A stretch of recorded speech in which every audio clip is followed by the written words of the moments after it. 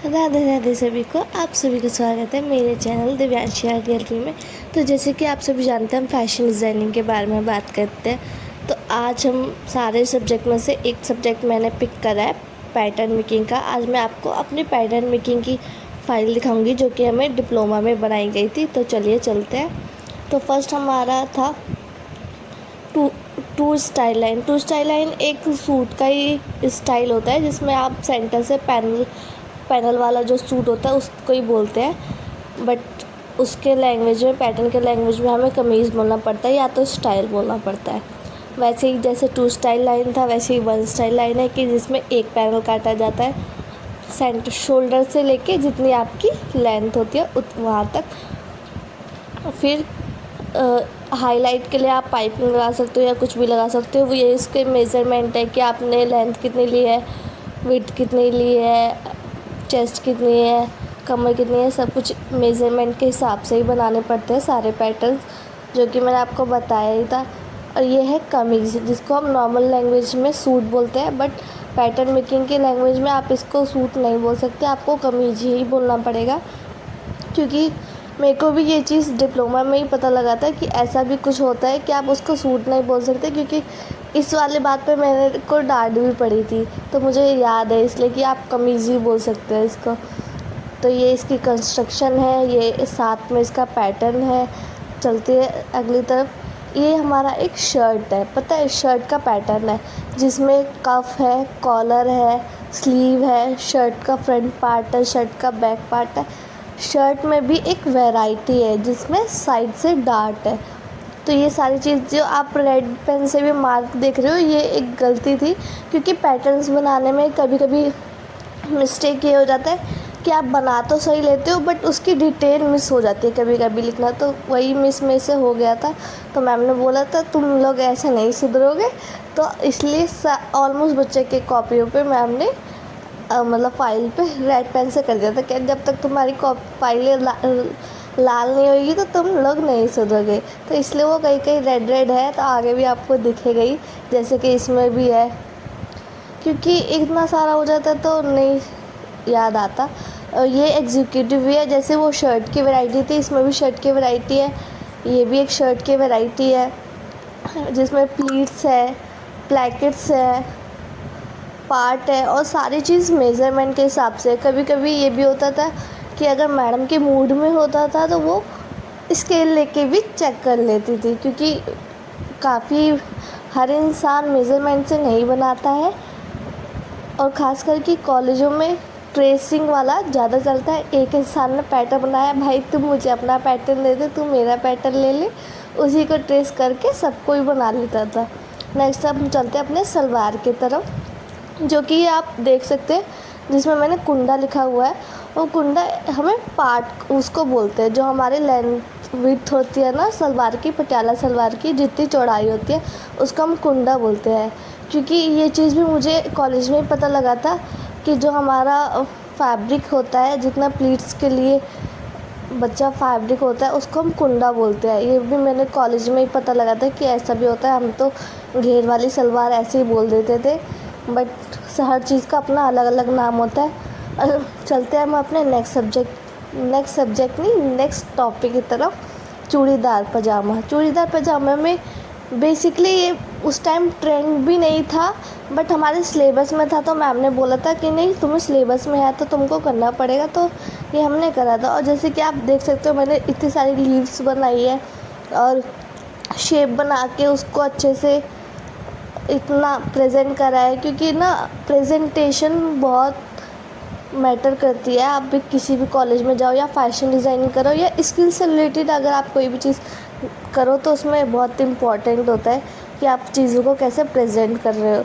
तो अलग अलग क्रिएटिविटी हमें करनी पड़ती थी, उसके बेसिस पे ही हमें नंबर मिलते थे। 100 नंबर का हमारा प्रैक्टिकल होता था, क्योंकि जितनी भी फाइल्स होती थी वो सब्जेक्ट तो होता था, बट वो सारा हमारा प्रैक्टिकल का सब्जेक्ट होता है। ये भी प्रैक्टिकल का ही सब्जेक्ट है जिसमें मुझे गुड में मिला, काफ़ी जगह मुझे गुड मिला था।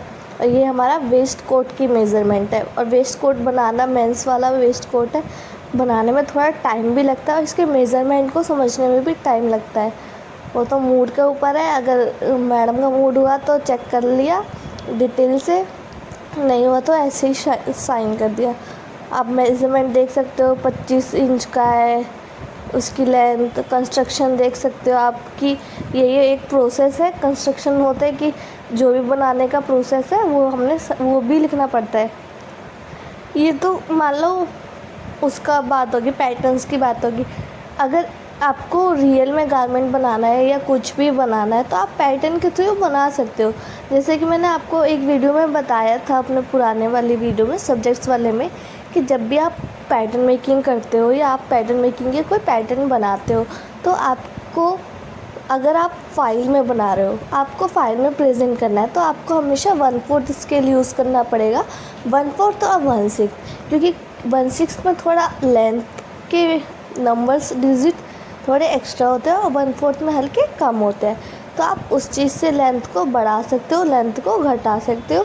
बाकी 1/4 से ही मोस्टली होता है, बनाना पड़ता है। और ये आप बटरफ्लाई देख सकते हो, देखने में ऐसा लग रहा होगा स्टिकर है, बट ये भी मैंने खुद ही बनाया है पेंसिल कलर से यूज़ करके। क्योंकि सब, जैसे कि मैंने आपको बहुत बार बताया, प्रेजेंटेशन ही मैटर करती है। अब आपको अपनी फाइल डेकोरेट करनी है तो अब वो आपके ऊपर है। आप सितारा चिपकाओ, मोती चिपकाओ, कोई ड्राइंग बनाओ, कोई स्टिकर लगाओ, मिरर्स लगाओ, और ऑल ऑफ थिंग्स, जितनी भी चीज़ें हैं, एवरीथिंग जो आपको करना है वो आप करो, बट फाइल दिखने में सुंदर लगनी चाहिए। मैडम का सिर्फ यही कहना था कि कोई भी फाइल देखे कि उसको एक बार में लगे। ये जैसे मैंने छोटे छोटे आउल बनाए थे, ये मैंने उस टाइम पे प्रिंटर्स पे देखा था, मुझे बहुत अच्छा लगा था। मैंने सोचा एक बार ट्राई करेंगे, तो ये मैंने अपनी फ़ाइल में ही बना लिया था। ये जो फ़ाइल है मेरी 2023 की है और 2024 की है। कुछ सीटें 2024 की है, कुछ 2023 के, क्योंकि 2024 में हमारा डिप्लोमा ख़त्म हो गया था। बट 23 की कुछ शीट्स इसलिए भी है क्योंकि जब हम फाइल सबमिट करते हैं या फाइनल में जब चेक कराते तो उनमें से कोई कुछ सीटें मैडम अपने पास सबमिट कर लेती है, या तो कुछ लोगों की फ़ाइल ही सबमिट कर लेती है जिनकी फ़ाइल उनको पसंद आती है।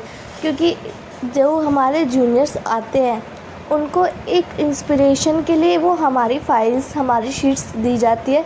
क्योंकि उन्हें बोला जाता है कि जब आपके सीनियर्स इस तरीके से काम करते हैं तो आपको इसी बेसिस पे इससे और थोड़ा क्रिएटिव करके आपको अपनी फ़ाइल को प्रेजेंट करना है और अच्छे से अपनी तरफ से हमेशा 100% बेस्ट देना है।